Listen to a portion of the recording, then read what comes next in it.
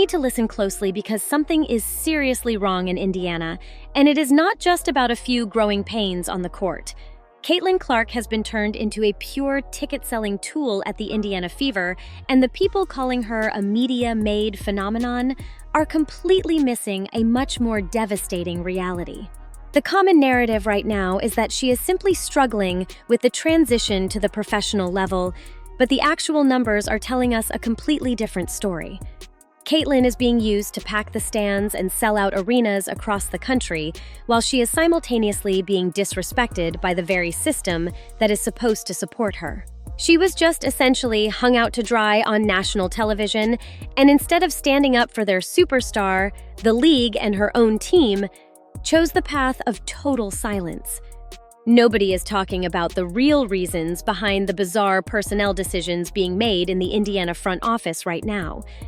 If you are a fan of the Fever, or even if you just love the game of basketball, then what you are about to hear is going to fundamentally change how you view this 2026 season. If you stay with me until the end of this video, you are going to discover exactly why the media circus surrounding Caitlyn is only half of the real story. We are going to break down the single specific statistic that explains everything about these recent controversies. And even more importantly, we are going to look at why what is happening to Clark right now has consequences that reach far beyond the hardwood of a basketball court. This is about the entire future of women's sports, and the stakes are much higher than most people realize.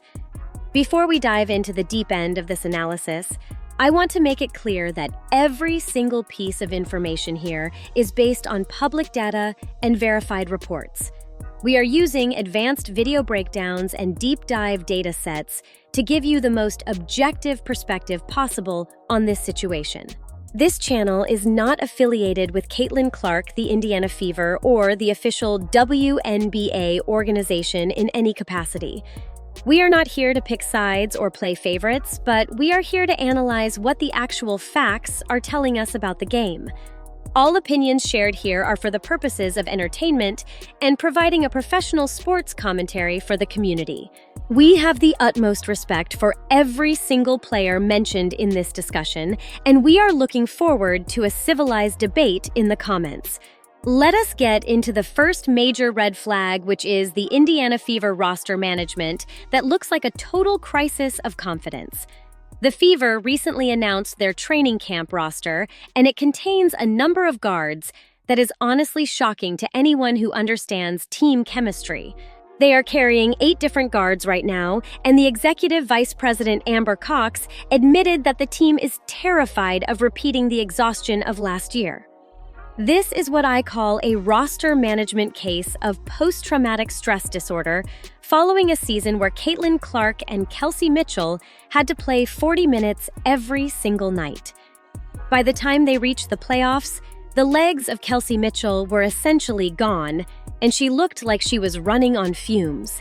So the front office decided that their only mission this offseason was to make sure that kind of burnout never happens again. But the glaring problem here is that you can only put 5 human beings on the court at the same time. Hoarding 8 or even 10 players who all play the same position is creating a level of redundancy that is actually dangerous for the team. Amber Cox said they do not want to repeat the mistake of forcing their stars to play heavy minutes every night, but fans are calling this a total word salad. It feels like a collection of empty buzzwords designed to hide the fact that the management is struggling to build a balanced squad.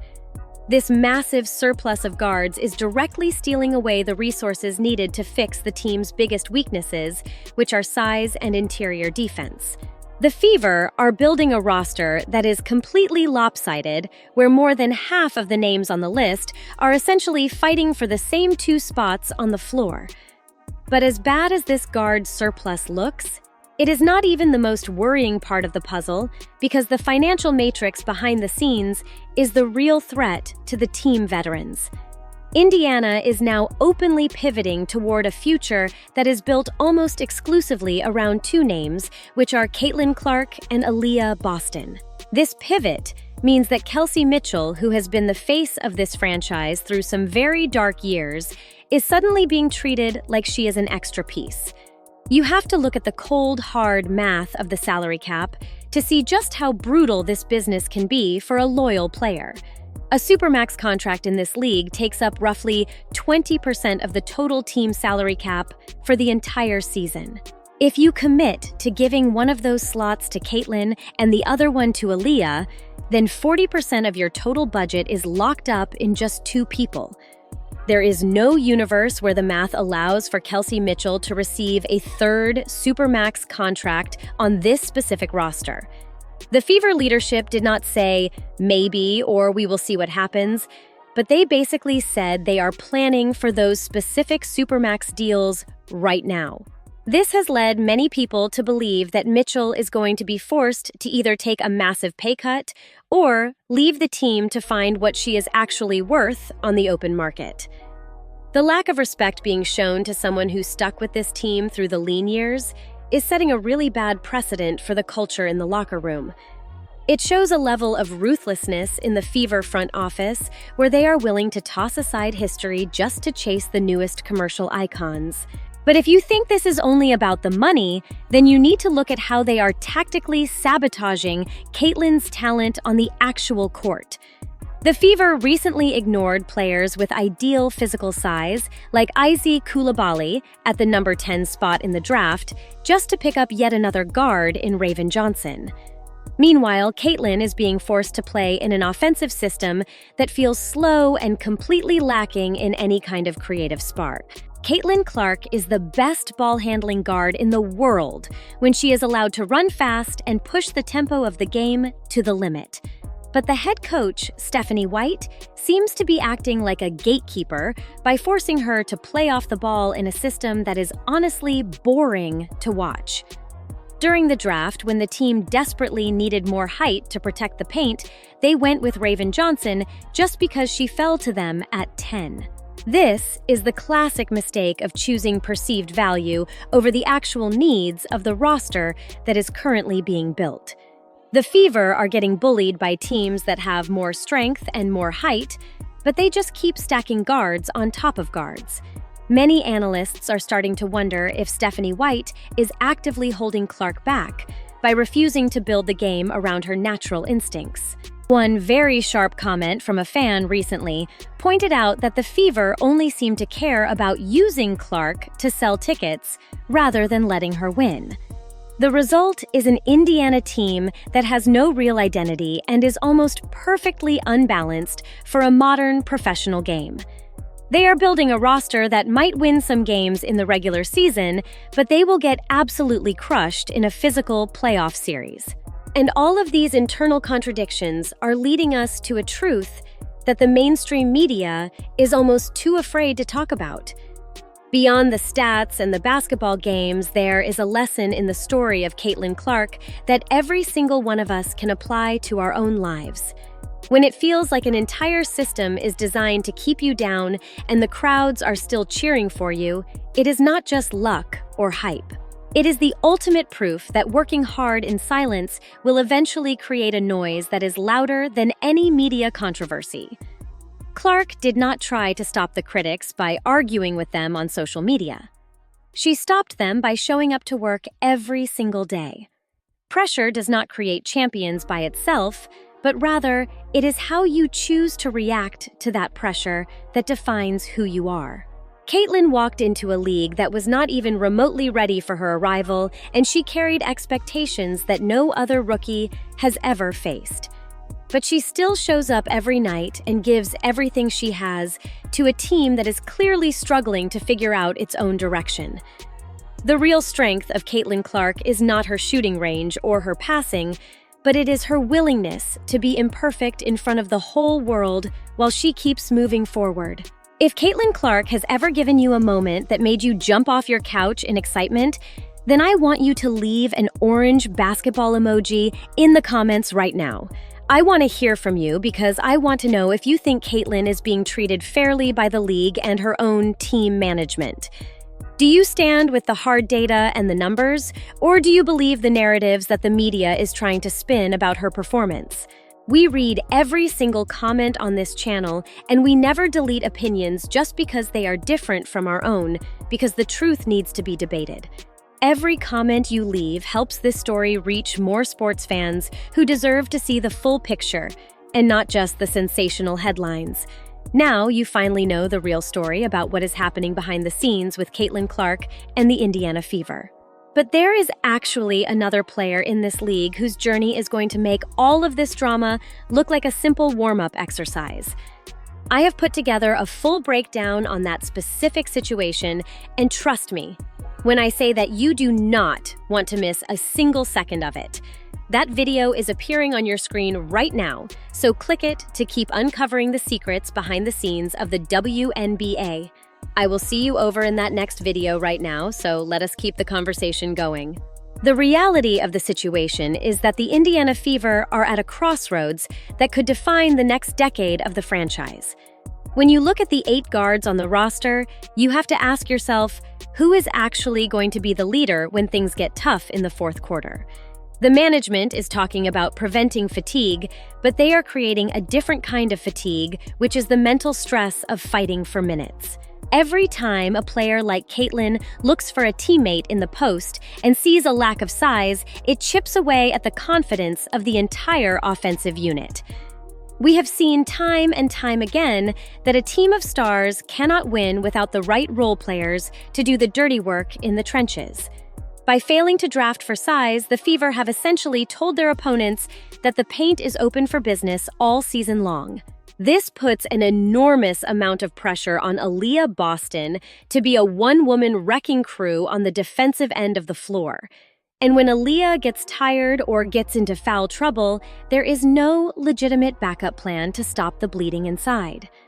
This is exactly why the 40% salary matrix is so dangerous, because it leaves no room for error in the middle of the roster. You cannot pay for elite bench players when your 2 top stars are eating up nearly half of the available money under the cap. Kelsey Mitchell knows this, and that is why the tension in the locker room is becoming a palpable thing that fans can see on the broadcast. You can see it in the body language when the shots are not falling and the defense is rotating a half step too slow. It is the look of a team that knows the math does not add up and they are just waiting for the other shoe to drop. But despite all of this, the fans keep coming back, because the magic of Caitlyn Clark is something that transcends bad management. She has a way of making you forget about the front office blunders the moment she launches a shot from the logo. That is the double-edged sword of having a generational talent, because she covers up the cracks in the foundation until they become too big to ignore.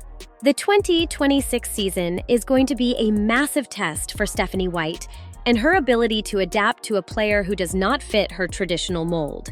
If she continues to try and force Caitlyn into a box, she is going to lose the locker room and she might lose her job in the process. The fans are already starting to turn, and the noise is only going to get louder as the season progresses.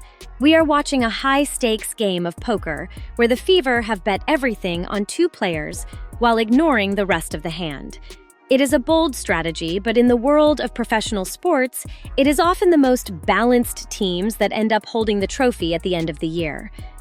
Think about the great dynasties of the past and how they were built on chemistry and complementary skill sets rather than just raw star power.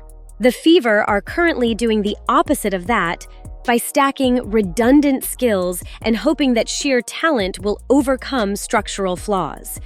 It is a fascinating social experiment to watch, but it is also a frustrating experience for those who want to see Caitlyn succeed. She deserves a system that highlights her vision and her ability to manipulate the defense at high speeds. Instead, she is getting a system that feels like it was designed 10 years ago for a completely different era of basketball. But as we discussed in the life lessons section, the true measure of a player is how they handle the hand they are dealt. Caitlyn is not complaining, and she is not making excuses, which is a testament to her character as a professional athlete. She is putting in the work, and she is trying to make the best of a very complicated situation in Indiana. And that is why we as fans need to keep demanding better from the organizations that run these leagues. We need to hold the management accountable for the decisions they make and the way they treat the players who give their all for the game. The WNBA is in a period of unprecedented growth, and that growth needs to be managed with intelligence and respect for the players. If the Fever can figure out how to balance their roster and pay their veterans what they are worth, they could be a powerhouse for years to come.